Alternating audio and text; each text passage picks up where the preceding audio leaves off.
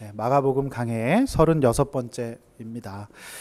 12장 13절에서 17절까지 5절의 말씀으로 예수님의 아이콘이라고 하는 제목으로 말씀 전하려고 합니다. 성공의 아이콘, 또 미모의 아이콘, 건강의 아이콘 이런 말 많이 씁니다. 전자기기가 발달하면서 특별히 스마트폰에 이 아이콘들이 많이 있지 않습니까? 영어지만 어려운 말 아니라고 생각합니다.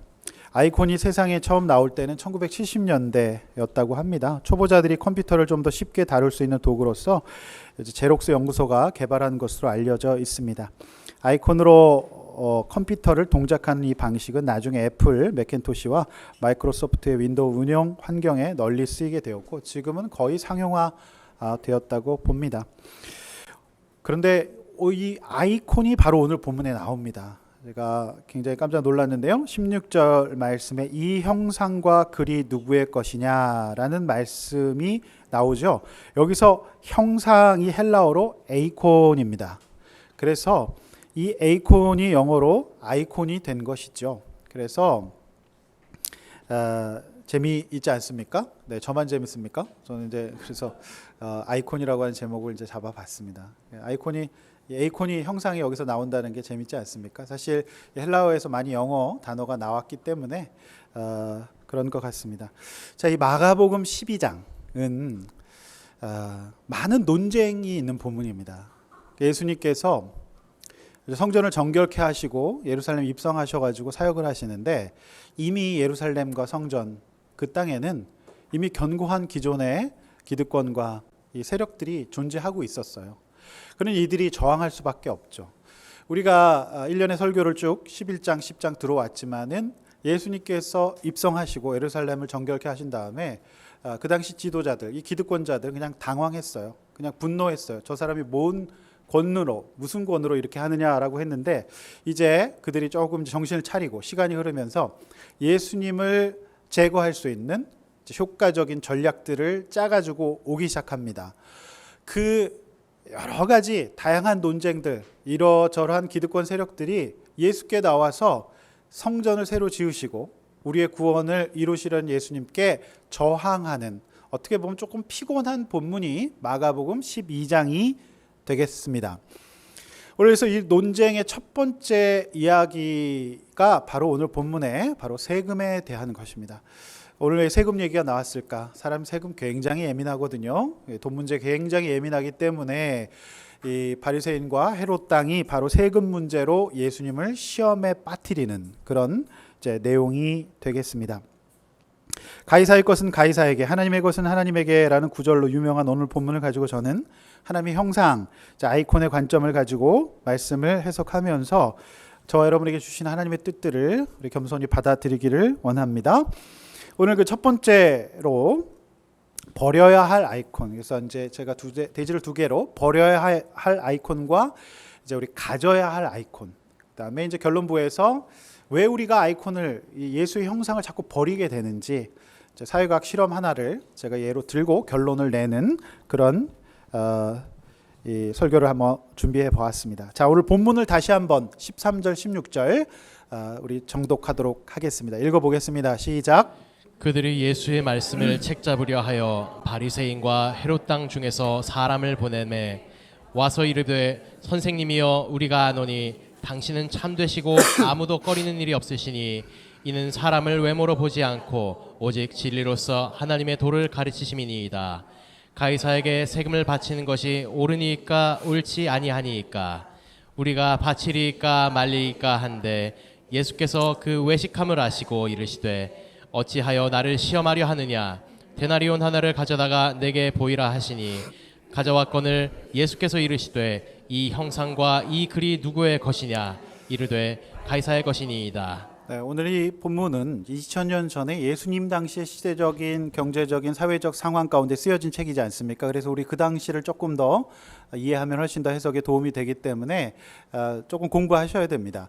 자, 이 구도를 보면 굉장히 예수님께서 수세에 몰리고 있다는 것을 알 수가 있죠. 예수님은 혼자예요. 그런데 사람들이 예수님의 말씀을 책잡으려고 왔다라고 기록되어 있죠. 그래서 이들은 다수고 또 연합이 되어 있고 예수님께 상당한 불만을 가지고 있습니다. 근데 이들은 다수인데 예수님은 혼자잖아요. 이 제자들이 여기서 예수님께 어떤 도움이 됐다는 기록이 없어요. 그러니까 늘 예수님은 혼자서 이들을 상대하셔야 됐다라는 것이죠.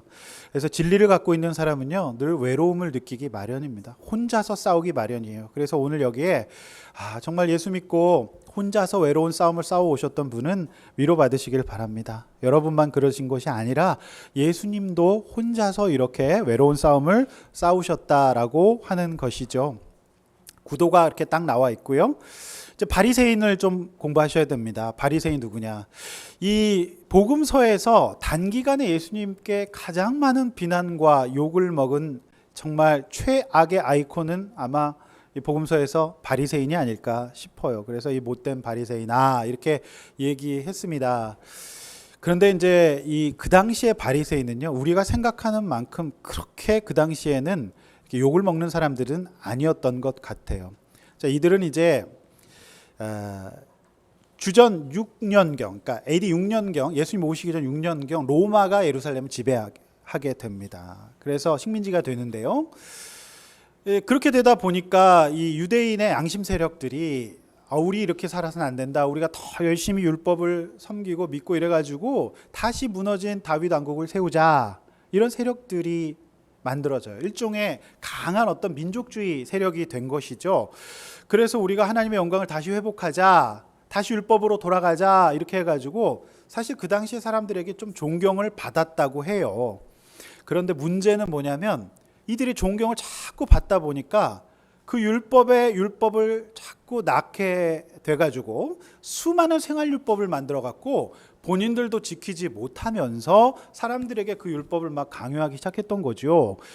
그러니까 우리 인간의 본성이 악하잖아요. 누가 율법으로 구원받을 수 있습니까? 아무도 그렇게 구원 못 받습니다.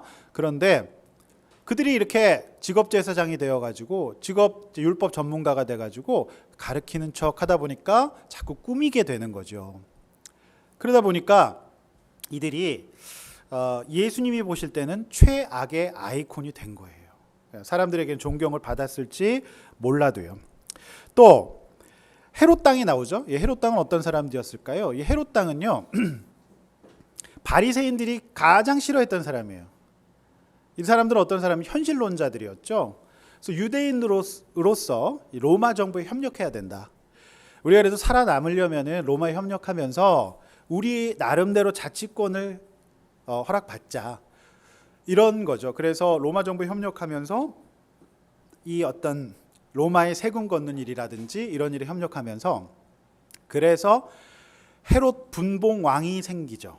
이제 분봉왕이 어려운 이제 한자어인데 그야말로 이제 지역을 다스리는, 그러니까 로마인들이 다 다스릴 수 없으니까 로마는 이제 총독을 파견하고 나름대로 유대인에게 자치권을 주어서 분봉왕이 다스리게 되는 그런 거죠. 그러니까 바리새인들 입장에 봤을 때는 친로마적인 성향을 띠고 분봉왕 나름대로 그 안에서 또 권세를 누리니까 얼마나 몹쓸 인간들이었겠습니까?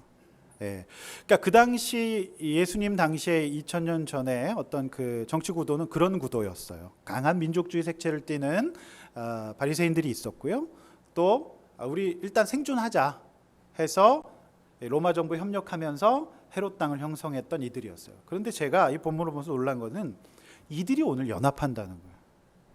어떻게 이럴 수 있을까요? 평소에는 못 잡아먹어서 으르렁거리고 서로 비난하고 막 이러던 사람들이 하나가 되어가지고 예수님을 책잡으려고 사람들을 같이 연합점선을 펴가지고 보냈다라고 하는 겁니다. 어떻게 이럴 수 있었을까요? 이 악한 연합이 어떻게 가능할 수 있었을까요?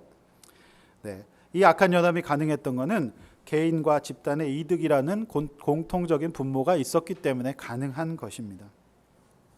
생각해 보면 헤롯 땅은 예수라고 하는 사람이 그 예루살렘 지경에서 가끔 그 왕이라고 하는 보고도 로마인들에게 막 가는 거예요. 뭐 메시아다 막 이러니까 헤롯 땅 입장에서는 로마 정부에 가이사가 있는데 예수 그리스도가 왕이라는 보고가 자꾸 올라가니까 얼마나 성가시겠어요. 본인들의 어떤 직들을 유지할 수가 없을 것 아닙니까? 그러니까 그게 싫으니까 예수를 제거하고 싶었겠죠.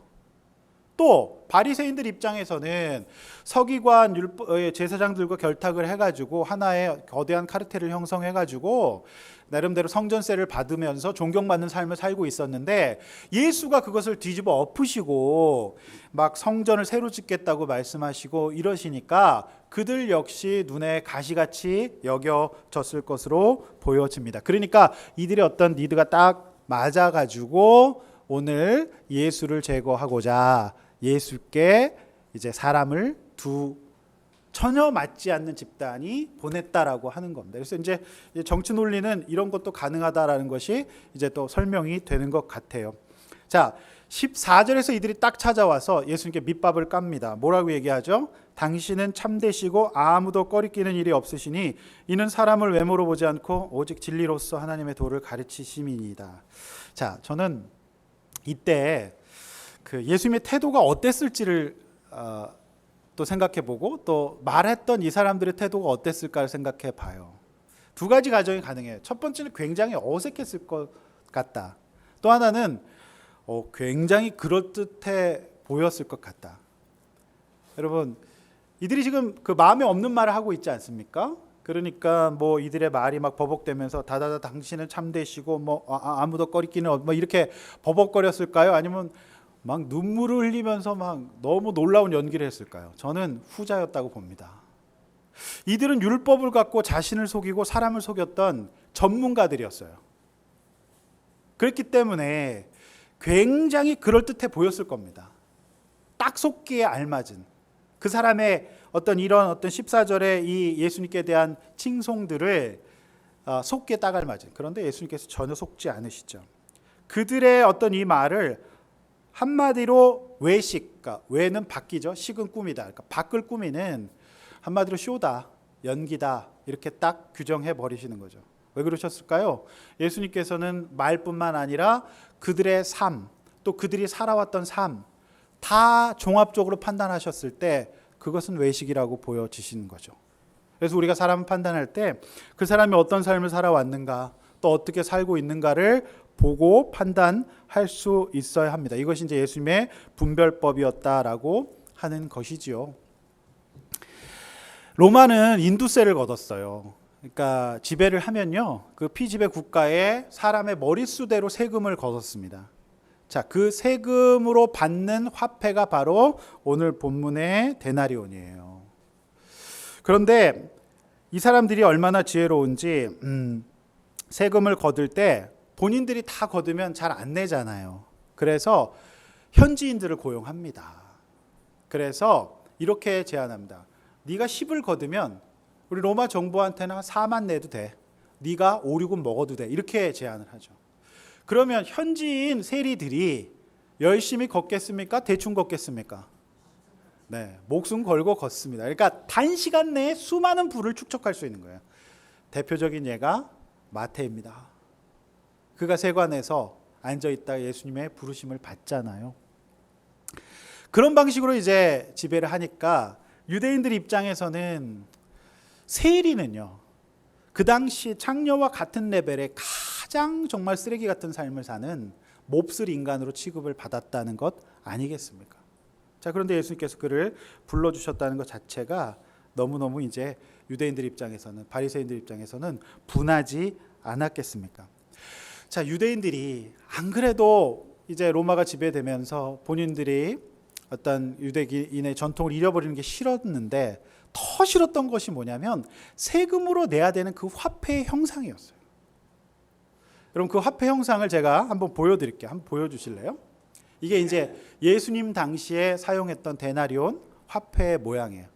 자, 제가 볼 때 이 오른쪽에 있는 게 저게 로마 황제 가이사의 형상이에요. 여기에 이제 여러분이 이제 잘 보시면 거기에 뭐라고 써 있냐면 신 아우구투스의 아들 티베리우스 카이저 아우구투스라고 쓰여 있고요. 자, 뒷면에는 보좌에 앉아 있죠, 황제가. 그리고 거기에 대제사장이라고 쓰여 있어요. 그러니까 이건 무슨 뜻이냐면 로마 황제가 너희들을 은혜로 다스린다. 그러니 대제사장은 하나님이 아니라 이 황제다. 그거를 이제 말하는 거죠. 그러니까 유대인들 입장에서는 안 그래도 세금, 인도세 내는 것도 억울한데 하나님의 백성으로서 이거를 소지하는 것조차 굉장히 기분 나빴겠죠. 왜냐하면 이거를 내고 인정하는 것 자체가 하나님 앞에도 불경일 뿐만 아니라 유대인들로서는 너무 자존심 상하고 우상 숭배에 해당하는 그런 일이었기 때문이에요. 그래서 로마가 이렇게 하는 것을 보면 얼마나 철저하게 지배를 했는가를 알 수가 있습니다. 예수님의 딜레마예요. 이 질문, 가이사에게 바쳐도 됩니까? 안 됩니까? 이 질문에 만약 예수님께서 세금을 바치라고 한다면 민족을 반역한 배신자로 몰리겠죠? 유대인들에게. 그리고 만약에 바치지 말라라고 한다면 로마의 국법에 대항한 또 반역자로 몰려서 죽임을 당하는. 그래서 이 대답은 어떤 대답을 하더라도 피해를 보는 건 예수님이고 이익을 보는 거는 바리새인과 헤롯, 예수님이 제거되니까요. 그런 어떤 이제 딜레마에 빠질 수밖에 없는 이런 질문이었다라고 하는 것입니다. 자, 여러분 이 본문에서 예수님께서 바로 즉답을 피하십니다. 그러시면서 그들의 얼굴을 빤히 보시다가 이런 말씀하세요. 너희가 데나리온을 내게 보이라 이렇게 말씀하세요. 네. 예수님은 당연히 데나리온은 없으시죠. 그리고 웬만한 유대인들은 데나리온을 갖고 있지 않았어요. 너무 불경하기 때문에. 그런데 예수님께서 이런 말씀을 하시는 것은 오늘 헤롯당과 바리새인 이들이 데나리온을 갖고 있다는 것을 아셨던 거죠. 그래서 너희들 내게 보이라 말씀하세요. 그리고 물으십니다. 거기에 누구의 형상이 있느냐? 즉 이것은 너희 지금 누구 믿고 있니? 너희 안에 어떤 아이콘을 가지고 있니? 그거 물으시는 거죠. 당돌하게 이들은 그렇게 대답합니다. 가이사니이다. 가이사입니다. 그렇게 대답하는 거죠. 제가 이들의 심경을 풀어서 이렇게 한번 써봤어요. 한번 들어보십시오. 예수님, 저는 예수님께 별 관심이 없습니다. 제 인생에 더 이상 깊게 들어오지도 마시고 관여하지도 말아 주십시오. 더 들어오시면 곤란합니다. 저는 이미 형상을 갖고 있습니다. 가이사의 형상입니다. 겉으로는 사람들이 제가 열심히 신앙생활하고 있고 민족을 위하는 사람처럼 보일지 몰라도 저는 살아있고 앞으로도 절대 망할 것 같지 않은 저 로마 황제가 예수님보다 더 능력 있어 보입니다.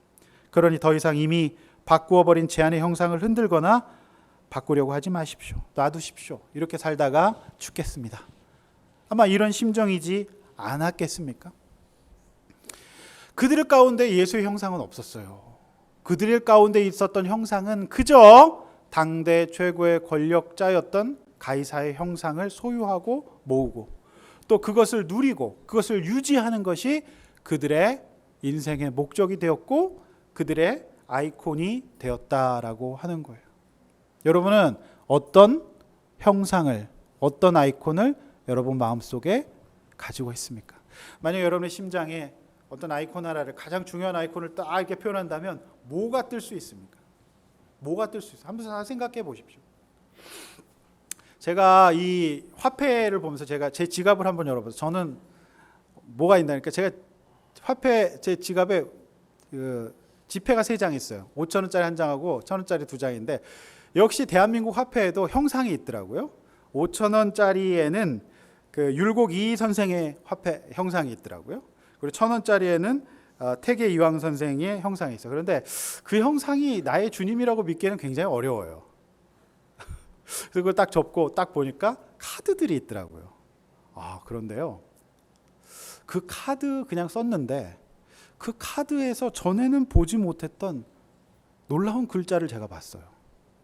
제가 이제 모사의 카드를 쓰고 있는데 H사의 카드를 쓰고 있는데 카드에 M or nothing이라고 써 있어요.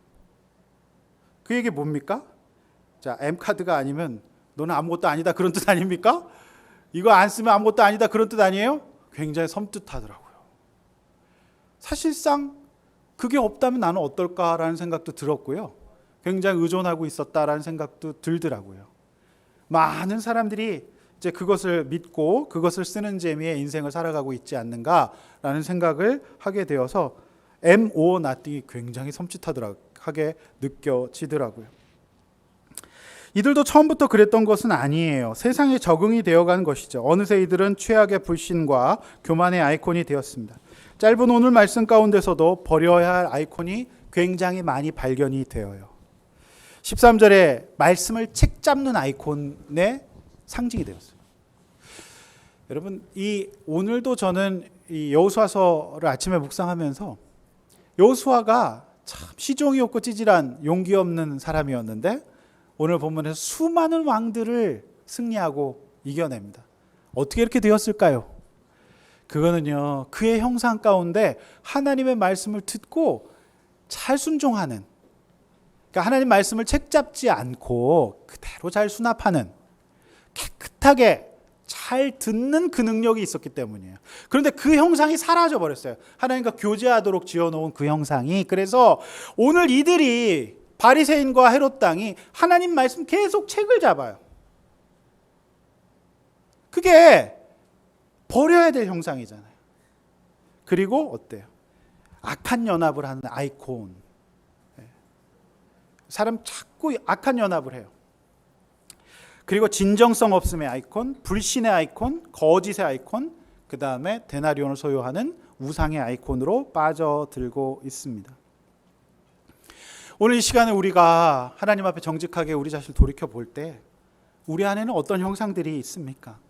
하나님께서 우리를 지으셨을 때 만들어 놓으셨던 그 거룩함과 그 온유함과 그 사랑, 섬김, 하나님의 뜻에 맞게 사는 그 아이콘을 가지고 계십니까? 오늘 그 아이콘 중에 과감하게 삭제해야 될 아이콘은 무엇일까요? 여러분은 어떤 형상을 가지고 살아오셨습니까? 우리는 계속해서 사람 속에 여러 가지 형상들을 보는데 오늘 예수님이 만나는 다양한 사람들의 형상은 일그러지고 상해 있어요. 지난주 우리가 보았던 악한 농부들의 아이콘을 생각해 보십시오. 그들은 주인이 아닌 것에서 자기들이 주인이라고 생각했고 분명히 때가 오는데 주인이 오지 않을 것이라고 생각해서 게으르게 최상급 좋은 시설 속에 아무런 열매도 맺지 못했습니다. 사람을 살리지를 못할 망정 그들은 사람을 때리고 조롱하고 죽이는 아이콘의 상징이 되어서 그들의 인생이 악한 농부라고 하는 아이콘을 갖게 되었습니다. 여러분은 어떤 아이콘을 갖고 계세요? 이런 아이콘을 갖고는 진멸을 피할 수가 없는 것 같아요. 우리 모두 우리 마음속에 버려야 될 우리의 상징들 다 내어 몰고 오늘 새롭게 주님 주시는 우리의 형상을 회복할 수 있기를 간절히 축원합니다. 아멘. 그래서 오늘 이렇게 첫 번째 대지에서 이렇게 나눠봤으면 좋겠어요. 여러분은 지금 무엇의 아이콘으로 불리고 있나요? 나는 미모의 아이콘이다 이러면 할 말 없어요. 여러분 어떤 아이콘이세요? 분노의 아이콘, 음란의 아이콘 이런 거 아닌가요? 네. 여러분이 무엇으로 어떤 아이콘으로 불려 있는지 한번 좀 나눠 보셨으면 좋겠어요. 솔직하게. 그리고 내가 내어 쫓아야 될 것들, 그러니까 예수 믿고 나서도 버리지 못한 생각, 행동, 말은 무엇인지. 이 아이콘이 이제 생각과 행동과 말로 나오거든요. 그래서 그런 것들이 무엇인지를 우리가 말씀 보면서 적용해서 내어 쫓고 새 사람 되기를 소원합니다. 아멘. 오늘 두 번째 가져야 될 아이콘은 무엇인지에 대해서입니다. 자, 한 절의 말씀이에요. 버려야 될 게 있다면 가져야 될 게 있겠죠. 자, 예수님께서 저와 여러분들에게 어떤 아이콘, 어떤 형상을 회복하라고 말씀하시는지 우리 17절 말씀 다 함께 한번 읽어보도록 하겠습니다. 이에 예수께서 이르시되 가이사의 것은 가이사에게 하나님의 것은 하나님께 바치라 하시니 그들이 예수께 대하여 매우 놀랍게 여기더라. 네, 매우 놀랍게 여기더라. 이 17절은요, 그 신약 성서에서 난해 구절 중에 하나예요. 굉장히 해석이 다양하고요. 많은 학자들이 이 해석을 놓고 다양한 견해를 펼치고 있는 난해 구절 중에 하나입니다. 또 그리스도인의 사회적인 의무와 이런 것에 대해서도 다양한 해석이 있는 그런 난해한 구절 중에 하나입니다. 근데 저는 이제 단순하게 오늘 이 본문에 집중해서 하나님의 형상의 회복의 측면에서 우리가 이 본문을 해석하기를 원하는데요. 저는 이 본문이 가장 중요한 것이 이 가이사의 것을 돌려주라는 의미와 그러나의 의미 두 가지가 해석에 굉장히 중요하다고 생각합니다. 17절에서 가이사의 것은 가이사에게 주라 해서 이 주라의 이제 헬라어 아토포테는요 드리라는 뜻이 아니라 그냥 돌려줘라, 그냥 던져줘라 이런 뜻을 가지고 있어요. 바쳐라, 드리라 이런 뜻 아닙니다. 그러니까 예수님 말씀은 그들이 정부로서의 역할을 하기 때문에 그것을 인정하고 그냥 돌려주라라고 하는 뜻이에요. 그냥 던져라, 그냥 돌려줘라 이런 뜻입니다. 로마 황제가 신적 경배와 예배를 받을 존재가 아니지 않습니까? 그러니까 예수님께서 일부러 이런 단어를 쓰셨다는 것은 돌려줘라, 그냥 던져라. 그러니까 굉장히 뭐랄까 그냥 툭 무심코 이렇게 던지는 그런 의미를 갖고 있어요. 예수님도 속상한 거죠. 그들이 가이사는 대제사장이 아니거든요. 그래서 그냥 던져라, 그거는. 그리고 가이사의 것은 가이사에게, 하나님의 것은 하나님에게라는 중간에 한글 성경에는 없는데 여기에 헬라 원문에는 카이라고 하는 접속사가 하나 있어요. 카이가 뭐냐면 but, 그러나예요. 국면이 확 전환되면서 그건 던지고 하나님의 것은 하나님에게 드려라 이렇게 얘기하는 거예요. 예. 그거는 너희가 그냥 던져라. 근데 하나님의 것은 하나님에게 드려라 이런 뜻을 갖고 있어요. 저는 이런 생각을 해봅니다. 가이사를 믿는 사람들은 가이사의 형상을 품고 다니잖아요. 그거 그냥 던지는 거죠. 근데 우리는 하나님께서 누구의 형상으로 지으셨죠? 하나님의 형상으로 지었어요. 그러니까 우리가 어떻게 보면 그냥 하나님의 형상이 박혀 있는 하나님의 걸어다니는 화폐일 수 있어요. 저 그 생각을 했습니다. 우리의 인생이 하나님의 쓰임으로 지어진, 하나님이 쓰시려고 지은 하나님의 쓸모가 있는 화폐예요. 그러니까 세상 사람들은 그냥 우상이 인생의 목적이잖아요. 그러니까 가이사에게 바치고 충성하고 그것만 딱 합니다. 그런데 우리는 이 세상 가운데 하나님을 믿잖아요. 그러니까 우리에게 납세 의무가 있습니다. 저도 납세를 하고 있습니다. 정부 시책이 목회자도 납세를 하게 되어 있어서 저도 크지는 않지만 작게 납세를 하고 있습니다. 그건 그냥 던지는 거예요. 그래서 그리스도인은 납세를 해야 됩니다. 던지고, 그러나 그 정부나 그 사람을 믿는 것이 아니라 우리는 누굴 믿죠? 하나님을 믿는 거잖아요. 여러분, 세상 사람들은 납세 왕이 되는 게 인생의 목적입니다. 그렇지 않습니까? 그것으로 인생의 의무가 다 끝났다고 생각해요. 근데 우리는 뭐죠? 우리는요, 우리의 삶이 하나님의 형상으로 지었기 때문에 우리는 우리 인생이 전체가 다 하나님의 도구예요. 우리가 우리 인생을 살면서 하나님께 쓰임 받고 우리의 시간과 우리의 건강과 우리의 삶 자체가 하나님 나라의 회복과 영혼 구원을 위해서 쓰임 받아야 된다는 생각을 가져야 합니다. 근데 그 생각이 예수 믿는 사람도 정말 많이 없어요. 마치 오늘 본문의 바리새인과 헤롯 당들이 그들이 예수 그리스도 앞에 예수 그리스도의 형상을 거부하고 가이사의 형상만을 소유하고 있다는 것이죠. 실상 믿고 있는 것이 하나님이 아니라 그들의 이득이었던 거예요. 저는요, 중학교 3학년 때 교회를 나가서 고등학교 1학년 때 예수를 믿었는데요. 예수를 믿고 나서 제일 먼저 제 안에 부딪혔던 게 뭐냐면 내 인생의 목적 문제였어요. 저는 그 당시에 은행에 취직해서 저희 집안에서 제일 돈이 많은 김갑식 삼촌의 옷감 장사를 배우는 게 제 인생의 꿈이었어요. 그래서 나도 그 삼촌처럼 동대문의 빌딩을 소유하고 그 다음에 시골에 길을 까는 인생을 살고 싶다. 저희 삼촌이 우이동에 잔디밭 100평의 집에 사시더라고요. 그런데 그 집에 연못에 있는 잉어를 꼬챙이로 찌르는 게 너무 재밌었어요. 잉어 괴롭히기. 그래서 많은 조카들이 이제 거기서 옷감을 배워요. 그래갖고 이제 소사장으로 독립하는데 제가 딱 예수를 믿으니까 그게 맞는가라는 생각이 들어요. 그러니까 가이사를 소유하는 삶이 맞는가? 그런데 저는 아무것도 없잖아요, 그 당시에. 그래서 제가 한 것은 뭐냐면 하나님, 제 삶과 제 인생, 제 젊음을 드릴게요.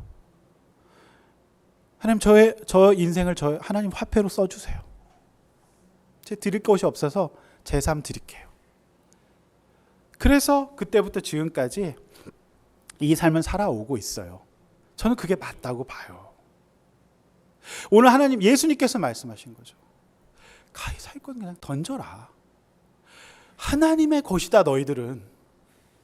예수 믿는 사람과 믿지 않는 사람의 근본적인 차이가 형상을 가졌다. 너희는 하나님의 형상이 있다면 저 로마인들이 가이사에게 헌신하고 충성하고 쓰임 받듯이 너희는 하나님의 화폐가 되어야 된다. 너만을 위해 살지 마라. 쓰임 받는 인생을 살아라. 너의 인생의 주인이 누군지를 분명히 해라. 하나님께 바쳐라. 그 말씀을 하시는 거예요. 여러분 이런 생각을 갖고 계십니까? 여러분이 하나님의 화폐라는 생각 갖고 계십니까? 오늘 본문에 참 불행히도 이 바리새인과 그 헤롯 당은 그냥 놀라요. 오늘 저는 이제 여러분들이 제 어떤 간증을 들으시면서 그냥 놀라기만 하시면 안 됩니다. 그래, 놀라기만 하면 안 돼요. 우리는 놀라지 말고 회개하고 하나님 앞에 그런 삶을 살아야 한다고 봅니다. 오늘 우리가 비 오는 날입니다. 사실 우리가 목장에 모여서 5분 듣고 3시간 들어야 되는 구도, 양육을 받아야 되는 구도, 또 끊임없이 헌신하고 봉사해야 되는 구도, 우리가 하나님의 형상이 있기 때문에 감당할 수 있는 줄로 믿습니다. 그런데 우리가 세상에 살아가고 있기 때문에 나도 모르게 그 삶이 힘들어지고 그렇게 살면 뭔가 손해를 보는 것 같고 이거는 뭔가 잘 못 사는 것 같은 생각이 자꾸만 들 수 있어요. 여러분 그렇게 되면 안 됩니다. 여러분 우리가 가이사에게 바치기 위해서 노력하는 만큼 하나님께 쓰임받기 위해서 우리가 때로는 스트레스도 받고 때로는 몸의 수고, 마음의 수고도 하는 것이 맞습니다. 하나님의 형상이 여러분에게 있기 때문이에요. 아멘? 그 형상이 회복된 사람은 반드시 하나님께 쓰임 받아야 합니다. 오늘 여호수아가 하나님의 형상을 회복하고 그렇게 쓰임을 받지 않습니까? 그 소명에 충실하여서 그 쓰임을 받는 그 모습이 저는 값어치 있다고 생각합니다. 많은 그리스도인들이요, 딱 납세까지 하는 삶을 살기를 원해요. 충실한 납세자가 되기를 원해요. 네. 더 이상 한 걸음 나가기를 힘들어합니다. 그러나 여러분, 우리 안에 하나님의 형상이 있다면 우리의 시간과 우리의 삶, 우리의 인생이 하나님 앞에 쓰임 받는 것이 정상이라고 오늘 주님 말씀하시네요. 네. 오늘 비를 뚫고 먼 길을 오신 여러분, 정상입니다. 제가 이 본문을 보면서 더 이상 미안해하지 않기로 했어요. 네. 목사로서 굉장히 미안할 때가 많거든요.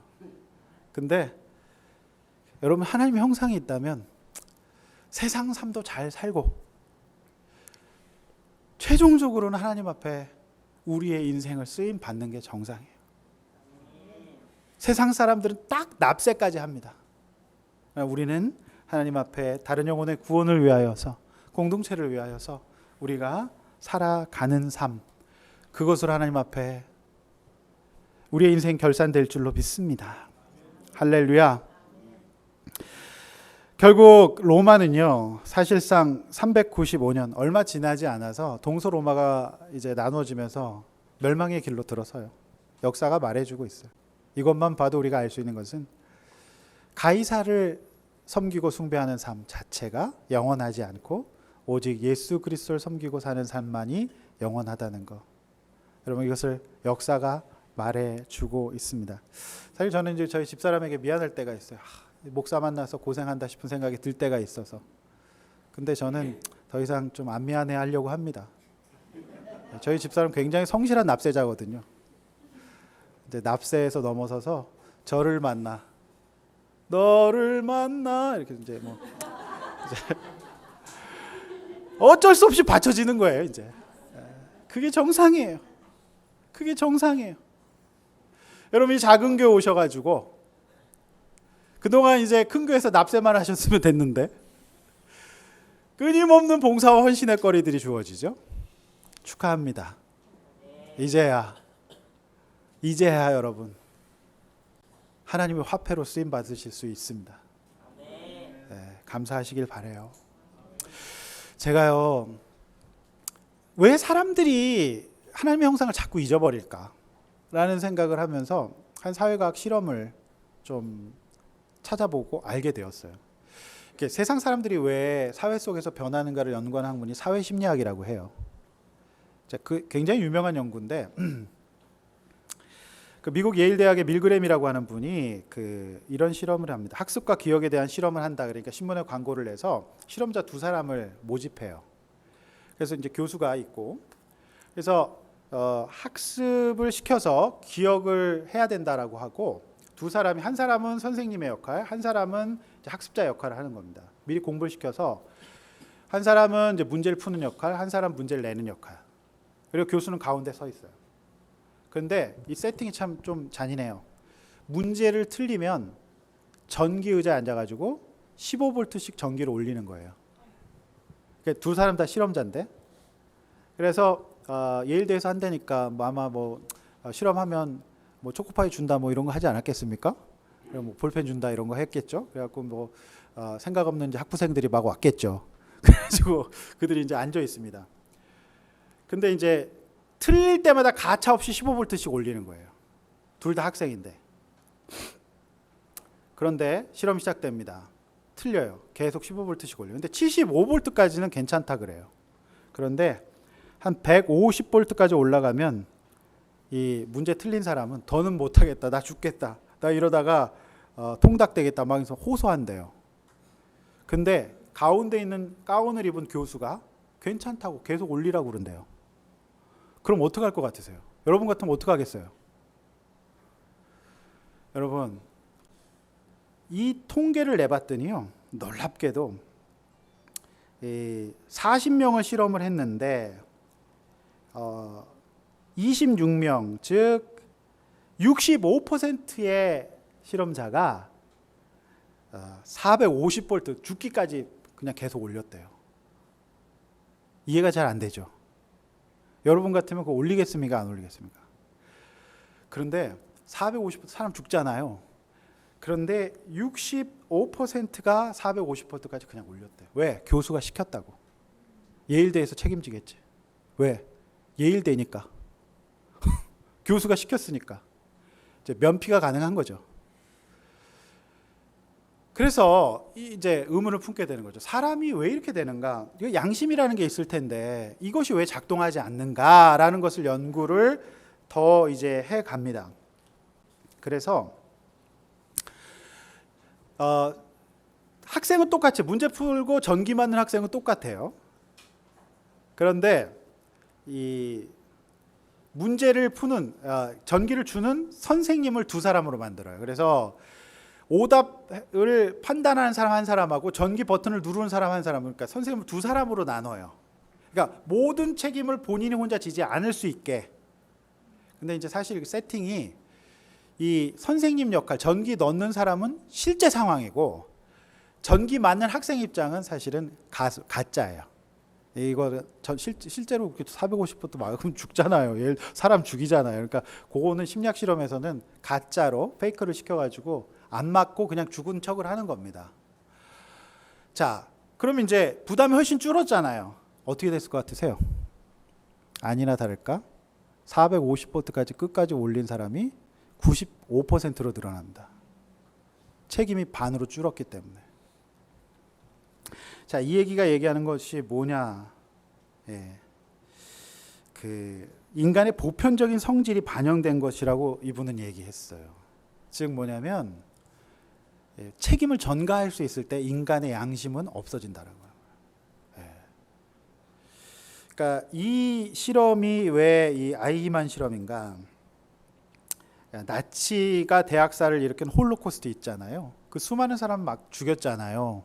근데 그 홀로코스트를 설계한 사람이 아이히만이에요.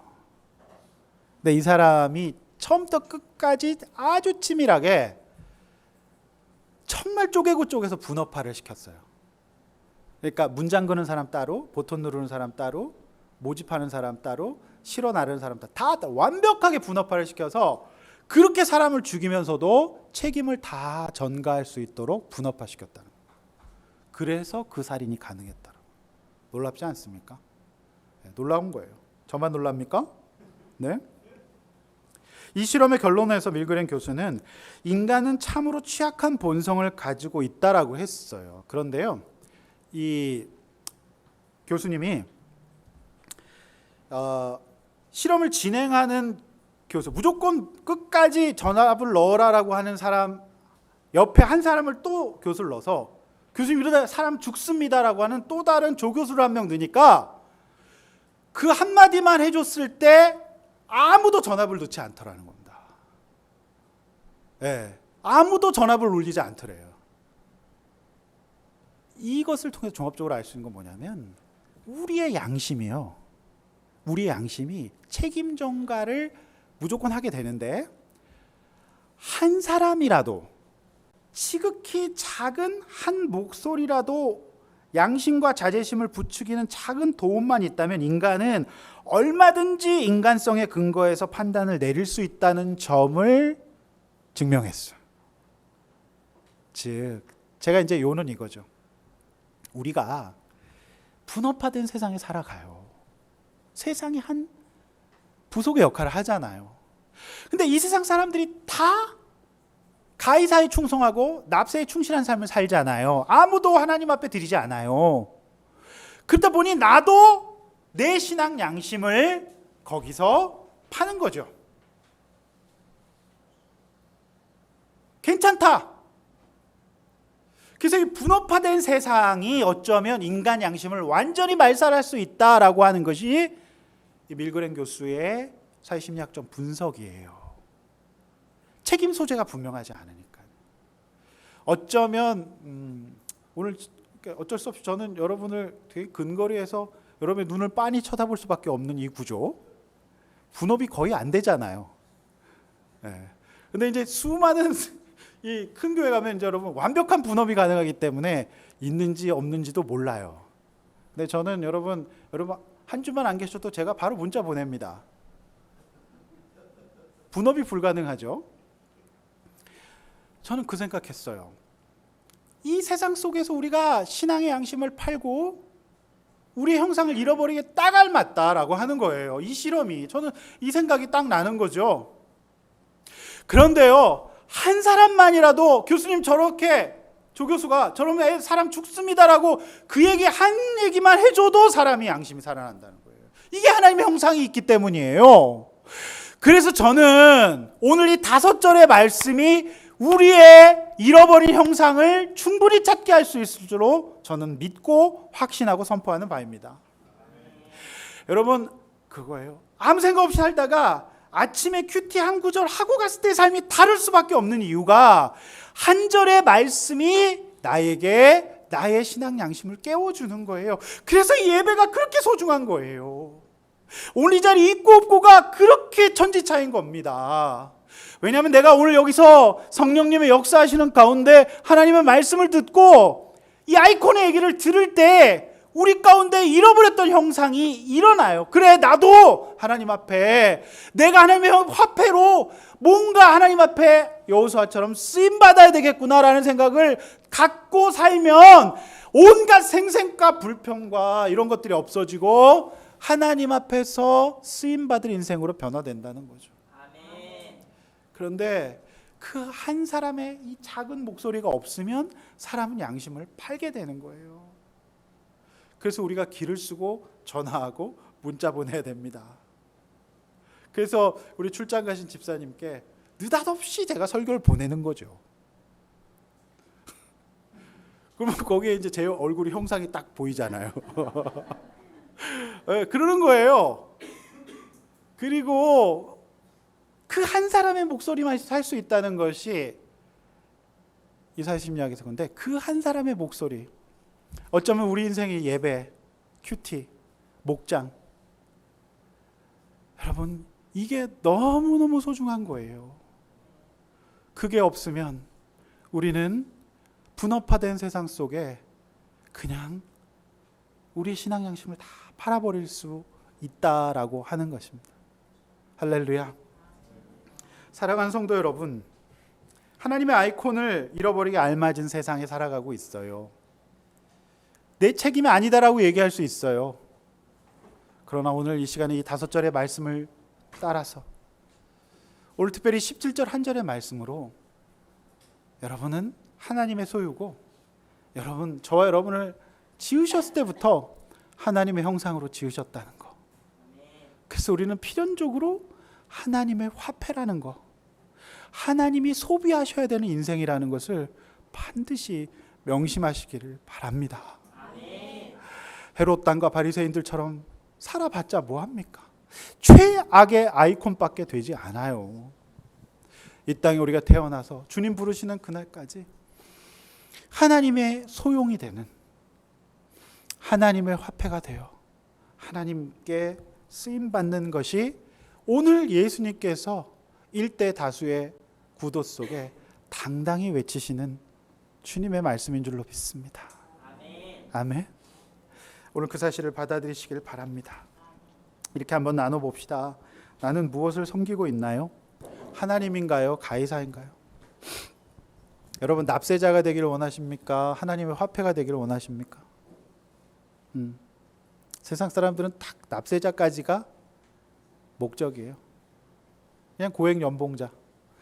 우리는 우리 삶 전체가 하나님의 쓰임의 대상이 되는 것이 오늘 우리 주님이 그토록 우리에게 절절히 말씀하시는 뜻인 줄로 믿습니다.